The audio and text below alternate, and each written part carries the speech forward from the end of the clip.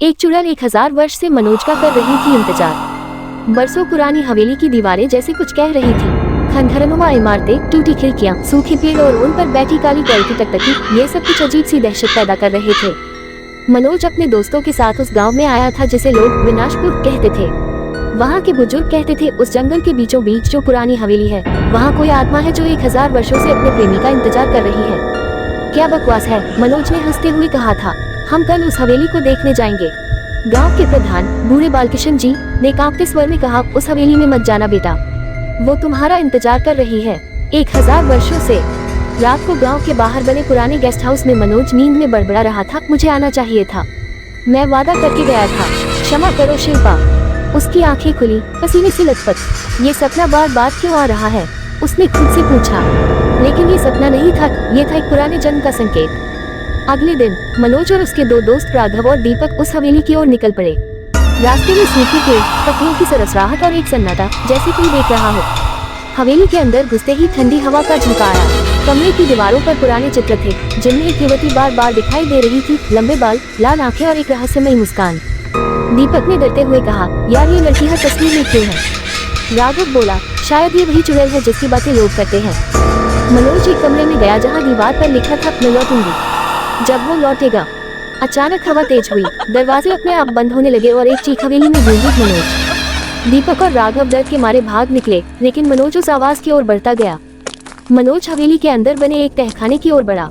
वहाँ एक पुराना दर्पण था और जब उसने झांका तो उसे खुद का अक्स नहीं दिखा, बल्कि एक राजकुमार जैसे कपड़ों में एक युवक दिखाई दिया जिसकी आंखों में वही बेचैनी थी जो आज मनोज में थी। अचानक एक दृश्य उसकी आंखों के सामने छा गया, जैसे वो किसी और समय में पहुंच गया हो। 1000 वर्ष पूर्व साम्राज्य सिंह।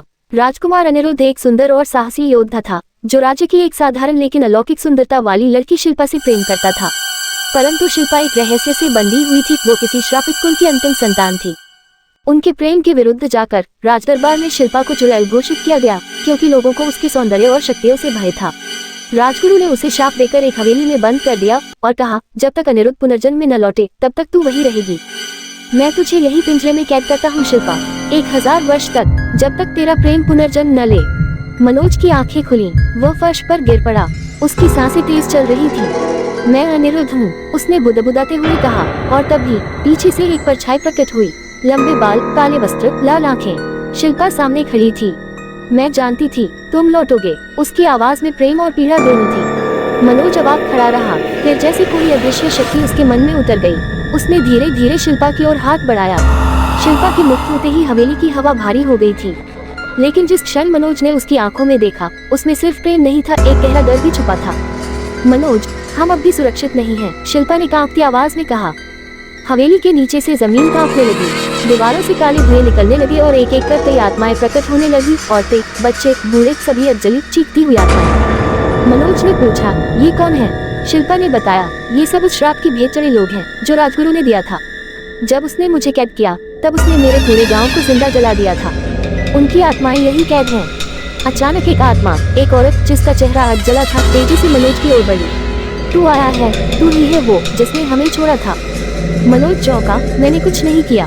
शिल्पा बोली, इन आत्माओं की मुक्ति अब तुम्हारे हाथों में है। तुम्हें राजगुरु की आत्मा को हमेशा के लिए खत्म करना होगा। हवेली की दीवारों में एक सीक्रेट चेम्बर खुला जहाँ एक पुरानी किताब रखी थी, तंत्राशास्त्र मृत्युंजय। मनोज ने किताब खोली, उसमें लिखा था, शक्ति तब जागेगी जब प्रेम और प्रतिशोध एक साथ ही हृदय में जन्म लेंगे।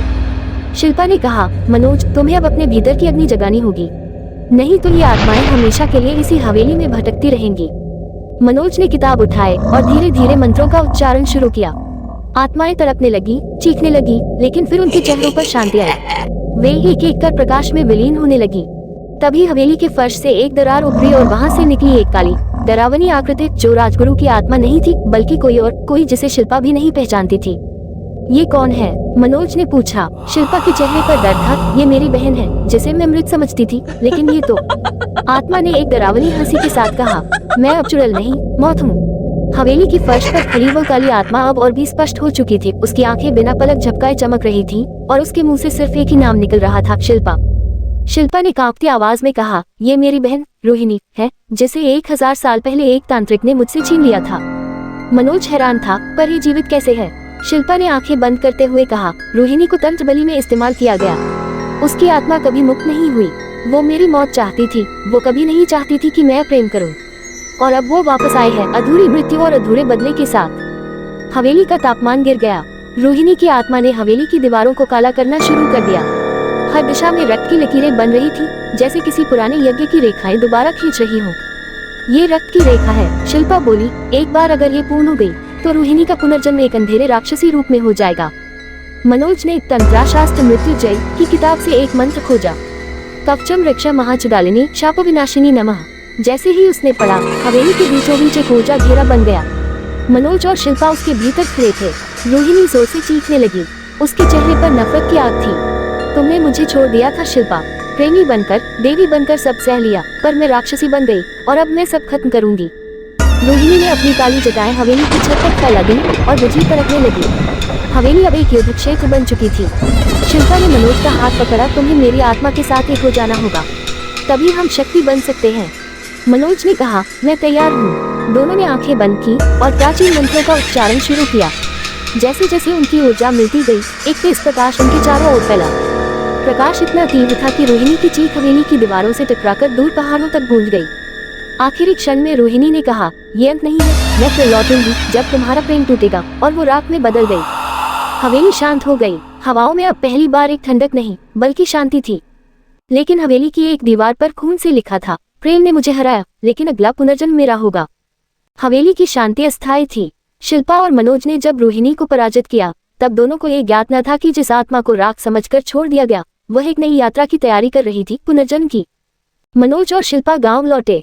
बालकिशन जी ने उन्हें देखकर राहत की सांस ली, लेकिन जब उन्होंने शिल्पा को देखा, उनके चेहरे पर एक गहरी चिंता उभर आई। तुम्हारी आंखों में अब भी आग है बेटी, बालकिशन ने कहा। क्या रोहिणी सच में चली गई है? शिल्पा ने आंखें झुका ली। नहीं बाबा, वो मरी नहीं, वो लौटेगी। अगले कुछ दिनों तक सब सामान्य रहा, परंतु मनोज के सपने फिर आने लगे। अब उनमें रोहिणी नहीं बल्कि एक नन्ही बच्ची थी जो बार बार उसे बुला रही थी। पापा बचाओ, मुझे वो ले जाएगी। मनोज हड़बड़ा कर उठ बैठता। वो घबराया हुआ था। शिल्पा ने समझाया, ये संकेत है, शायद रोहिणी पुनर्जन्म ले चुकी है, एक अबोध बच्ची के रूप में, लेकिन उसकी आत्मा अब भी वही है। मनोज और शिल्पा ने तंत्राशास्त्र मृत्युंजय की अंतिम पंक्तियां खोजी। जब अंधकार जन्म लेता है मासूमी में, तब शक्ति को पुनः जागृत करना पड़ता है। वे दोनों विनाशपुर से दूर एक आश्रम पहुँचे, जहाँ प्राचीन तांत्रिकों का वंशज गुरु अमरनाथ तपस्या करता था। उन्होंने सारी घटना सुनाई। अमरनाथ ने गहरी सांस ली और कहा, रोहिणी अब एक मासूम देह में है, उसे मारना पाप होगा, लेकिन उसकी आत्मा को शुद्ध करना ही एकमात्र उपाय है। इसके लिए एक प्राचीन साधना करनी होगी, प्रेम, बलिदान और तपस्या की त्रिपदगामी साधना। उन्होंने बताया कि इस साधना के लिए 3 तत्व चाहिए। 1. रक्तपत्र, रोहिणी की आत्मा से जुड़ी वस्तु जो अभी भी हवेली में छुपी है। 2. आत्मदीप, एक दीपक जो सिर्फ पवित्र प्रेम से जलता है। 3. निःशब्द यज्ञ, एक ऐसा यज्ञ जिसमें मंत्र नहीं, सिर्फ आत्मा की पुकार हो। मनोज और शिल्पा वापस हवेली गए। हवेली अब टूटी नहीं थी, वह जैसे पुनर्जीवित हो गई थी। अंदर एक कमरे में उन्हें वो रक्त से लिखा पत्र मिला जिसमें रोहिणी की अंतिम इच्छा थी। मैं प्रेम नहीं चाहती थी, क्योंकि मुझे कभी प्रेम नहीं मिला। शिल्पा, तेरा सौंदर्य मुझे शाप लगता था, अब मैं खुद सौंदर्य बनूंगी और सबका नाश करूंगी। पत्र के स्पर्श से ही हवेली कांपने लगी, लेकिन शिल्पा की आंखों में करुणा थी। वो सिर्फ प्रेम चाहती थी, लेकिन उसने ज़ेंघे घृणा को अपना साथी बना लिया। अगली रात आश्रम में यज्ञ की तैयारी शुरू हुई। शिल्पा ने आत्मदीप को अपने रक्त से प्रज्वलित किया। मनोज ने आंखें मूंद ली और अपने हृदय से पुकारा, रोहिणी, मैं तेरा शत्रु नहीं, तू मेरी प्रियतमा की बहन है। आप, मुझे दिखा कि तू अब भी इंसान है। तभी हवाओं में एक झोंका उठा। आश्रम की दीवारों में दरारें आने लगी। एक तेज रोशनी में एक 6 साल की बच्ची प्रकट हुई, मासूम चेहरा, लेकिन आंखों में पुरानी आत्मा की झलक। तुम मुझे क्यों बुला रहे हो? क्या मुझे फिर कैद करोगे? मनोज ने उसकी ओर बढ़ते हुए कहा, नहीं, हम तुम्हें मुक्त करेंगे, लेकिन नफरत से नहीं, प्रेम से। शिल्पा ने बच्ची को गोद में उठाया और कहा, तू मेरी बहन है और अब मैं तुझे वही दूंगी जो तुझे कभी नहीं मिला, बहन का स्नेह।